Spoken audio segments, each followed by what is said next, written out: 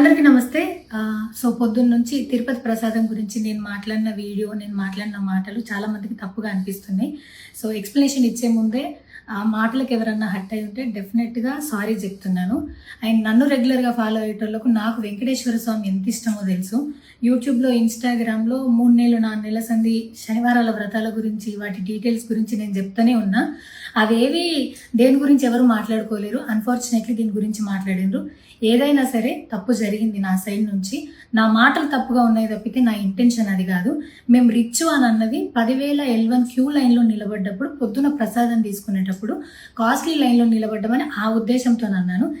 ఏం జరిగినా సరే ఇప్పుడు నేను ఏది ఇచ్చినా మీకు ఎక్స్ప్లెనేషన్ లాగానే అనిపిస్తుంది తప్పితే నేను తప్పు ఒప్పుకున్నట్టు మీకు అనిపించదు. అందుకోసం నేను దాని గురించి ఎక్స్ప్లెనేషన్ కూడా ఇస్తలేను.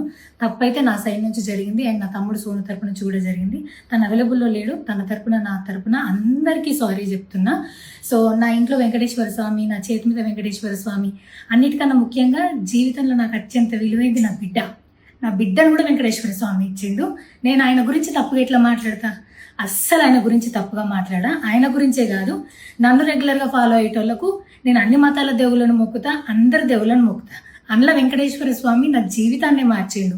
ఈ రోజు నేను అనుభవించే ఏది కూడా ఆయన దయలేకపోతే కాదు. అట్లాంటిది ఆయన గురించి నేను ఎందుకు మాట్లాడతా? అయినా సరే తెలుసో తెలకో పొరపాటు మాటలు అయితే నా నోటి నుంచి, మా తమ్ముడు నోటి నుంచి వచ్చినాయి. దానికి డెఫినెట్గా సారీ అడుగుతున్నా. ఇదేదో యూట్యూబ్ ఛానల్ ఏమంటారు వీడియోస్ పెట్టి కేసులు పెడతా అన్నందుకు కాదు, నాకు కూడా అనిపించింది అయ్యో అట్లా మాట్లాడి ఉండకూడదని, అందుకోసం పెడుతున్నాను తప్పితే ఇంకొక ఉద్దేశం అయితే ఏమీ లేదు. నేను మళ్ళొకసారి టీటీడీ మెంబర్స్కి అండ్ నా మాటల వల్ల హర్ట్ అయిన ప్రతి ఒక్కరికి నేను నా తరపు నుంచి సారీ చెప్తున్నా. అండ్ ఇంకోసారి మళ్ళీ ఎప్పుడు రిపీట్ చేయను. సో నా సారీని యాక్సెప్ట్ చేయండి. నన్ను రెగ్యులర్గా ఫాలో అయ్యేటోళ్ళకు నాకు వెంకటేశ్వర స్వామి అంటే ఎంత ఇష్టమో తెలుసు కాబట్టి వాళ్ళందరూ నన్ను నమ్ముతున్నారని కోరుకుంటున్నా. మళ్ళొకసారి ఎక్స్ప్లెనేషన్ కాదు, సారీ చెప్పినంత మాత్రాన తప్పు ఒప్పైపోతుందని కూడా కాదు, బట్ నేను చేయగలిగింది ఇది ఒక్కటే కాబట్టి మళ్ళొకసారి అందరికీ సారీ. అండ్ డెఫినెట్గా ఐ ప్రామిస్ ఇంకోసారి ఇది రిపీట్ అవ్వదు. Thank you.